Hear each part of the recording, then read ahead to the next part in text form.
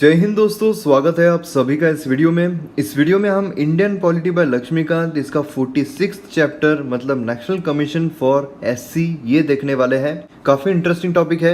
चलिए शुरू करते हैं। इस वीडियो को आपके सामने प्रेजेंट करूंगा मैं मयूर मोगरे। आप मुझे फेसबुक पर, इंस्टाग्राम पर फॉलो कर सकते हो। आपकी कोई भी क्वेरीज है तो आप मैसेज कर सकते हो, और अगर आपको किसी भी लेक्चर की PDF चाहिए तो आप टेलीग्राम पर फॉलो कर सकते हो। लिंक सभी की डिस्क्रिप्शन में दी हुई है। अब देखिए, नेशनल कमीशन फॉर एससी ये कॉन्स्टिट्यूशनल बॉडी है। अब हमें पता है 3 तरह की बॉडी होती है। कौन कौन सी होती है? तो सबसे पहले होती है कॉन्स्टिट्यूशनल बॉडी। कॉन्स्टिट्यूशनल बॉडी मतलब क्या है कि उसके बारे में कुछ हमारे संविधान में दिया हुआ है, हमारे कॉन्स्टिट्यूशन में दिया हुआ है। और हमारे कॉन्स्टिट्यूशन में किसके रूप में दिया हुआ है? तो जो आर्टिकल्स होते हैं उसके रूप में दिया हुआ है। और उसके बाद दूसरी बॉडी आती है स्टैट्यूटरी बॉडी। स्टैट्यूटरी बॉडी मतलब क्या होता है कि उसके बारे में कुछ भी हमारे संविधान में नहीं दिया होता है, हमारे कॉन्स्टिट्यूशन में नहीं दिया होता है, लेकिन जो पार्लियामेंट होती है वो किसी एक्ट के तहत ये जो बॉडी है ये बनाती है। मतलब जैसे हमें पता है कि जो national commission for human rights ये एक स्टैट्यूटरी बॉडी है, क्योंकि इसके बारे में हमारे कॉन्स्टिट्यूशन में नहीं दिया हुआ है, लेकिन एक एक्ट के तहत पार्लियामेंट जो एक्ट लाते हैं उसके तहत ये जो बॉडी है ये बनाई गई है, इसलिए इसे स्टैट्यूटरी बॉडी का दर्जा दिया गया है। और तीसरी बॉडी आती है neither constitutional body nor statutory body. मतलब वो ना ही कॉन्स्टिट्यूशन में उसके बारे में कुछ दिया होता है और ना ही वो किसी एक्ट के तहत बनाई जाती है, लेकिन वो एक एग्जीक्यूटिव रिजोल्यूशन पास किया जाता है उसके तहत बनाई जाती है। तो उसे हम कहते हैं neither constitutional body nor statutory body. जैसे कि नीति आयोग, वो ना ही कॉन्स्टिट्यूशनल बॉडी है ना ही स्टैट्यूटरी बॉडी है। तो ये 3 तरह की बॉडीज होती है। बहुत इंपॉर्टेंट है आपको याद रखना, क्योंकि पता होना चाहिए कि किसको कॉन्स्टिट्यूशनल बॉडी कहते हैं, किसे स्टैट्यूटरी बॉडी कहते हैं और किसे neither constitutional body nor statutory body कहते हैं। तो जो हम इस वीडियो में देख रहे हैं मतलब नेशनल कमीशन फॉर एससी, ये एक कॉन्स्टिट्यूशनल बॉडी है, संवैधानिक बॉडी है। तो अब कॉन्स्टिट्यूशनल बॉडी है तो ऑब्वियसली किसी ना किसी आर्टिकल में उसका जो उल्लेख है वो किया हुआ होना चाहिए। तो किस में किया हुआ है? तो आर्टिकल 338 में इसके बारे में बात की गई है। अब इवोल्यूशन देखते हैं, इवोल्यूशन कैसे हुआ इस कमीशन का। तो सबसे पहले स्टार्टिंग में ओरिजिनली आर्टिकल 338 में इसके बारे में बताया गया था, और ये जो आर्टिकल 338 है इसके तहत एक स्पेशल ऑफिसर अपॉइंट किए जाते हैं। अब ये जो स्पेशल ऑफिसर होते हैं इन्हें कमिश्नर फॉर एससीज एंड एसटीज कहा जाता है। अब ये क्या करते हैं? तो ये कॉन्स्टिट्यूशनल सेफगार्ड दिया गया है जो एससी और एसटी कम्युनिटी के लोग हैं उनके लिए। अब ये जो सेफगार्ड है ये किसके हाथ में है? तो ये जो स्पेशल ऑफिसर अपॉइंट किए जाते हैं इनके हाथ में होता है। ये जो होते हैं ये सब कुछ देखते हैं, जो एससी और एसटी कम्युनिटी के लोग हैं उनके बारे में सब कुछ देखते हैं, जिससे कि उनका शोषण ना हो पाए और वो एक अच्छी जिंदगी जी पाए, जिससे कि हमारा जो कॉन्स्टिट्यूशन है जो इक्वालिटी की बात करता है तो सभी यहाँ पर इक्वल रह सके। और ये जो चीज़ें होती है इसके बारे में सब कुछ जो रिपोर्ट होती है वो किसके पास जाती है? तो हमारे जो राष्ट्रपति है उनके पास जाती है। तो ये हो गई स्टार्टिंग में इस तरीके की बात होती थी। उसके बाद 1978 आता है। अब 1978 में क्या हुआ था? तो 1978 में एग्जीक्यूटिव रिजोल्यूशन पास हुआ था। जैसे कि यहाँ पर मोदी जी वो बोल रहे हैं मित्रों, एग्जीक्यूटिव रिजोल्यूशन पास हो चुका था। अब एग्जीक्यूटिव रिजोल्यूशन मतलब क्या है कि जब एग्जीक्यूटिव रिजोल्यूशन पास होता है तो वो ना ही कॉन्स्टिट्यूशनल अमेंडमेंट होता है और ना ही किसी एक्ट के थ्रू लाया जाता है। इसलिए हमने 3 तरह की बॉडी देखी थी, कॉन्स्टिट्यूशनल बॉडी, स्टैट्यूटरी बॉडी और एग्जीक्यूटिव रिजोल्यूशन जो लाई रहती है वो ना ही कॉन्स्टिट्यूशनल बॉडी होती है ना ही स्टैट्यूटरी बॉडी होती है। अब ये एग्जीक्यूटिव रिजोल्यूशन से आया, मतलब ये क्या रहेगा? नॉन स्टैट्यूटरी बॉडी रहेगी। तो ये non statutory multi member commission for एससीज एंड एसटीज ये लाई गई थी। अब इसमें जो स्पेशल ऑफिसर है उन्हें तो रखा ही गया था, ये भी यहाँ पर रहते थे। स्पेशल ऑफिसर जो कमिश्नर फॉर एससीज एंड एसटीज है उनके लिए भी यहाँ पर प्रावधान दिया गया था। ये 1978 की बात है। उसके बाद जो लास्ट के 2 डिजिट है उन्हें हम रिवर्स कर देते हैं और हम आते हैं 1987 पर। अब इसमें क्या हुआ था? तो इसमें फिर से एक एग्जीक्यूटिव रिजोल्यूशन जो है वो पास हुआ था। फिर से यहाँ पर मोदी जी आए थे मित्रों। अब उस वक्त मोदी जी नहीं थे, लेकिन समझने के लिए हम यहाँ पर मोदी जी जो है वो इस्तेमाल कर रहे हैं। फिर उसके बाद ये जो कमीशन है इसे रिनेम कर दिया गया था एज नेशनल कमीशन फॉर एससीज एंड एसटीज। तो यहाँ पर नामकरण हुआ था, फिर से एक रिनेम कर दी गई थी ये बॉडी को और नाम दिया गया था नेशनल कमीशन फॉर एससीज एंड एसटीज। अब इसमें क्या हुआ था? तो मॉडिफाइड फंक्शंस यहाँ पर लाए गए थे। अब चलते हैं फास्ट फॉरवर्ड में आगे। अब 1990 में 65th कॉन्स्टिट्यूशनल अमेंडमेंट एक्ट आया था। अब देखिए यहाँ पर एग्जीक्यूटिव रिजोल्यूशन जो है वो पास नहीं हुआ है, बल्कि यहाँ पर कॉन्स्टिट्यूशनल अमेंडमेंट एक्ट जो है वो लाया गया है। कॉन्स्टिट्यूशनल अमेंडमेंट एक्ट मतलब क्या होता है कि हमारे संविधान में चेंजेस लाए जाते हैं और जब कॉन्स्टिट्यूशनल अमेंडमेंट एक्ट आता है तो उसकी क्या प्रोसेस है वो हमने ऑलरेडी कवर की है। स्पेशल मेजोरिटी लगती है, तो ये सब हमने ऑलरेडी कवर किया हुआ है। तो 65th कॉन्स्टिट्यूशनल अमेंडमेंट एक्ट 1990 में इसमें और चेंजेस लाए गए। अब इसमें high level multi member national commission for एससीज एंड एसटीज यहाँ पर लाया गया था। मतलब जो स्पेशल ऑफिसर हमने देखा था जिसे कमिश्नर फॉर एससीज एंड एसटीज कहा जाता था, और 1987 में जो कमीशन लाई गई थी इसे पूरी तरीके से रिप्लेस कर दिया गया इस high level multi member national commission ने। उसके बाद नेक्स्ट हम कॉन्स्टिट्यूशनल अमेंडमेंट देखते हैं। तो 89 कॉन्स्टिट्यूशनल अमेंडमेंट एक्ट 2003, मतलब देखिए 1990 के बाद सीधा 2003 में फिर से एक जो कॉन्स्टिट्यूशनल अमेंडमेंट एक्ट है वो लाया गया। और ये भी कॉन्स्टिट्यूशनल अमेंडमेंट एक्ट है, मतलब ये भी एग्जीक्यूटिव रिजोल्यूशन नहीं है, हमारे संविधान में चेंजेस किए गए थे। और 89 कॉन्स्टिट्यूशनल अमेंडमेंट एक्ट है। आपको ये जो कॉन्स्टिट्यूशनल अमेंडमेंट एक्ट है याद रखने पड़ेंगे, 65th है, 89th है। उसके बाद इसमें क्या किया गया था, तो जो कमीशन है जैसे यहाँ पर कंबाइंड है, एससी और एसटी कंबाइंड है, दोनों कम्युनिटी के लिए कंबाइंड है, लेकिन यहाँ पर ही बायफर्गेट कर दिए गए थे, मतलब एससी के लिए अलग और एसटीज के लिए अलग कर दिए गए थे। तो यहाँ पर national commission for schedule caste मतलब national commission for SC under article 338, और उसी के साथ national commission for schedule tribes मतलब एसटी, और इसे आर्टिकल 338A में लाया गया। मतलब जो एक बॉडी थी जो एससी और एसटी दोनों कम्युनिटी के लोगों के बारे में देखती थी, अब यहाँ पर स्पेशली शेड्यूल कास्ट के लिए अलग और शेड्यूल ट्राइब के लिए अलग, ऐसी अलग अलग बॉडीज़ जो है यहाँ पर लाई गई थी। और जैसा कि आपको पता है जब भी नया कोई आर्टिकल इंट्रोड्यूस किया जाता है तो उसमें ए बी सी इस तरीके के इंट्रोड्यूस किए जाते हैं। तो यहाँ पर भी एक नया आर्टिकल इंट्रोड्यूस किया गया, इसलिए आर्टिकल 338A यहाँ पर इंट्रोड्यूस किया गया था फॉर शेड्यूल ट्राइब्स। अब ये जो national commission for schedule cast है अंडर आर्टिकल 338, ये कब एक्टिव हो चुकी थी, तो 2004 में ये एक्टिव हो चुकी थी। अब इसमें कौन कौन लोग थे, तो जो चेयरपर्सन है वो थे, वॉइस चेयरपर्सन थे, और उसी के साथ 3 अदर मेंबर्स थे। तो इस तरीके से जो बॉडी है वो भी हम यहाँ पर देख सकते हैं कि एक चेयरपर्सन है, एक वाइस चेयरपर्सन है और 3 अलग अलग मेंबर्स है। अब यहाँ पर अपॉइंटमेंट किसके द्वारा की जाती है, तो ऑब्वियसली कि जो सब सबमिट करते हैं, अपनी रिपोर्ट सबमिट करते हैं, इनका माँ बाप कौन है, तो जो हमारे प्रेसिडेंट है, हमारे जो राष्ट्रपति है वो इनके माँ बाप है।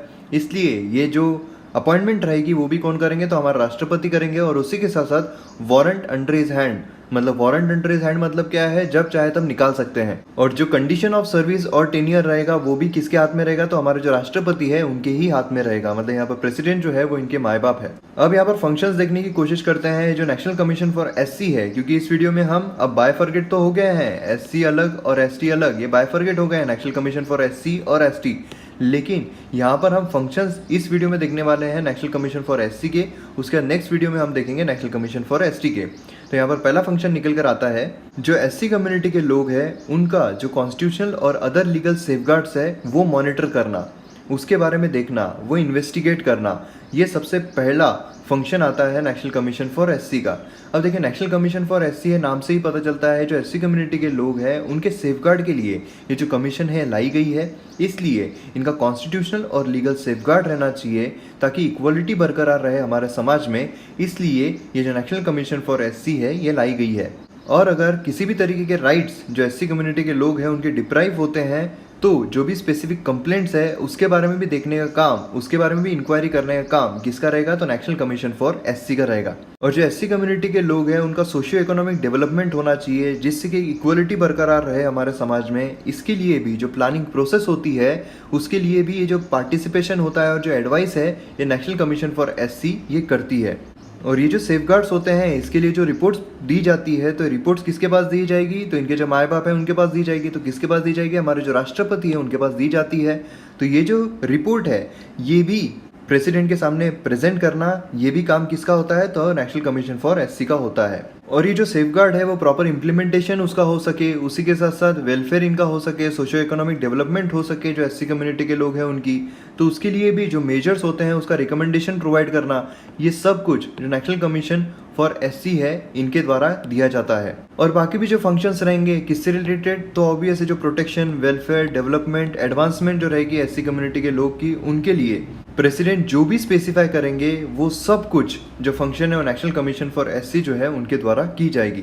मतलब इन शॉर्ट आपको याद क्या रखना है कि जो नेशनल कमीशन फॉर एससी है, ये जो एससी कम्युनिटी के लोग हैं उनका सोशियो इकोनॉमिक डेवलपमेंट होना चाहिए, उसी के साथ कॉन्स्टिट्यूशनल सेफगार्ड उन्हें मिलना चाहिए, और उसी के साथ साथ उनका जो स्टेटस है वो आगे बढ़ना चाहिए, और उसी के साथ साथ अगर उनके साथ कुछ हनन होता है, अगर उनके जो राइट्स है उसका वायलेशन होता है, तो जो भी इंक्वायरी रहेगी वो भी जो नेशनल कमीशन फॉर एससी है वो यहाँ पर देखेगी। तो ये सारे फंक्शंस हम इन ऑल यहाँ पर देख सकते हैं।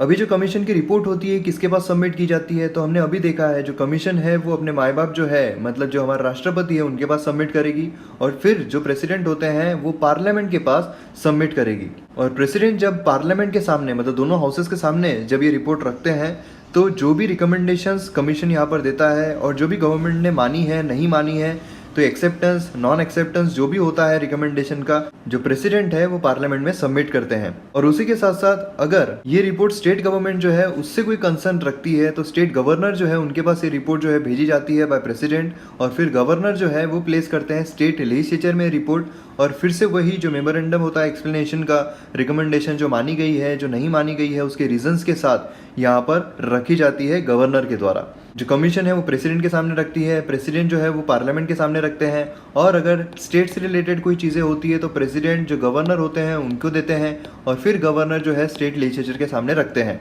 तो इस तरीके का पूरा रिपोर्ट जो है वो पेश किया जाता है। अब यहाँ पर हम जानने की कोशिश करते हैं पावर्स क्या क्या है कमीशन के पास। अब देखिए जो एससी कम्युनिटी के लोग होते हैं, अगर उनके राइट्स का कोई भी वायलेशन होता है, फिर वो जब कंप्लेंट करते हैं, तो ये जो कंप्लेंट होती है इसका इन्वेस्टिगेशन करना और इंक्वायरी करना, ये सब कुछ किसके हाथ में होता है, तो नेशनल कमीशन फॉर एससी जो है उनके हाथ में होता है। अब यहाँ पर अगर कोई बंदा किसी भी पार्ट से बिलोंग करता है भारत के, तो उसे बुलाना, उसे समन करना, एनफोर्सिंग अटेंडेंस लेना उसकी, और ओथ लेना ताकि वो जो भी बोले वो सच बोले।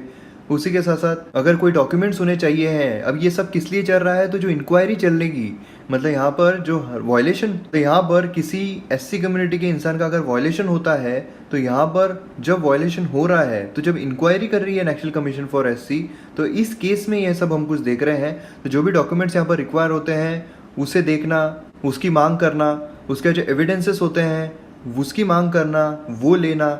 उसी के साथ साथ जो पब्लिक रिकॉर्ड होते हैं, किसी भी कोर्ट से अगर कोई पब्लिक रिकॉर्ड चाहिए तो वो भी मांग सकते हैं, क्योंकि हो सकता है किसी इंसान की जिसके वजह से ये जो राइट्स है वायलेट हुए हैं उसकी ऑलरेडी केस चल रही हो किसी कोर्ट में, तो उस कोर्ट से कोई भी पब्लिक रिकॉर्ड्स होते हैं तो वो भी वो मांग सकते हैं। उसी के साथ विटनेस की भी मांग कर सकते हैं, जो डॉक्यूमेंट्स होती हैं उनकी मांग कर सकते हैं। किसी विटनेस अगर होगा कोई तो जिसने देखा होगा तो उसकी मांग कर सकते हैं।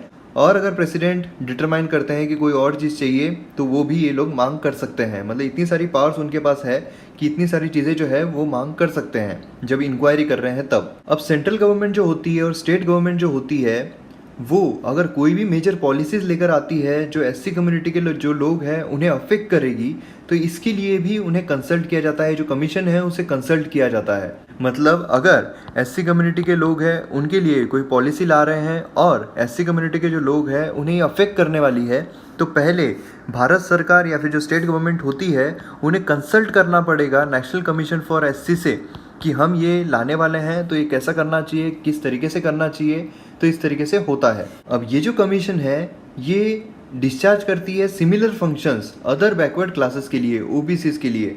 अब देखिए आपको पता होगा कि जो नेशनल कमीशन फॉर एससी है, नेशनल कमीशन फॉर एसटी है, तो अदर बैकवर्ड क्लासेस जो है उनके लिए भी कमीशन आ रही है, तो जल्दी ही वो आ जाएगी, इसलिए मैं इस पर ज़्यादा बात नहीं करूँगा। और उसी के साथ जो एंग्लो इंडियन कम्युनिटी होते हैं उनके रिगार्डिंग भी जो फंक्शंस है वो सिमिलर होते हैं इस कमीशन के। इसका मतलब ये है कि ये जो कमीशन है ये इन्वेस्टिगेट करेगी ऐसे मैटर जो रिलेटेड है कॉन्स्टिट्यूशनल और अदर लीगल सेफगार्ड से। अब ये किसके, तो ओबीसीज और एंग्लो इंडियन कम्युनिटी के। मतलब जो एससी कम्युनिटी के लोग हैं उनके लिए तो ये करेगी ही, क्योंकि इसका नाम ही है नेशनल कमीशन फॉर एससी। लेकिन उसी के साथ साथ जो ओबीसी है और उसी के साथ साथ एंग्लो इंडियन कम्युनिटी के जो लोग हैं उनके भी जो कॉन्स्टिट्यूशनल और लीगल सेफगार्ड्स है उसे भी प्रोटेक्ट करने का काम करेगी। अगर ये वायलेट होते हैं तो उसका भी इन्वेस्टिगेशन का काम ये करेगी। लेकिन ये कुछ दिनों का रहने वाला है, इसलिए ये है बहुत टेम्पररी है, ये जल्दी से निकल जाने वाला है, क्योंकि एक सेपरेट बॉडी ओबीसी के लिए आने वाली है। और हो सकता है कि ये वीडियो पब्लिश होने तक ये जो बॉडी है ये रिलीज़ हो जाए, तो कुछ भी हो सकता है, किसी भी मूवमेंट पर ये बॉडी आ सकती है। तो इसलिए अगर ये मैं रिलीज़ होता है, ये वीडियो अपलोड होता है और उससे पहले ही अगर ये बॉडी जो है वो आ जाती है, तो वैसा कंसिडर कर लीजिएगा। और ये जो चीज़ है रिपोर्ट करती है प्रेसिडेंट को ही अपॉन इट्स वर्किंग। यहाँ पर हमारा ये जो वीडियो है ये खत्म होता है। मैं उम्मीद करता हूँ आपको वीडियो पसंद आया होगा, और अगर वीडियोस पसंद आते हैं तो शेयर ज़रूर कीजिए। हमारी फैमिली बहुत तेज़ी से बढ़ रही है और इसे तेज़ी से बढ़ाइए, इससे लोगों तक शेयर कीजिए। नॉलेज जो है पूरे देश तक पहुँचना चाहिए, पूरा देश नॉलेजेबल बनना चाहिए, इसलिए इसके लिए हमें एक साथ आना पड़ेगा और देश को आगे बढ़ाना पड़ेगा। तो इसी के साथ मिलते हैं अगले वीडियो में। जय हिंद।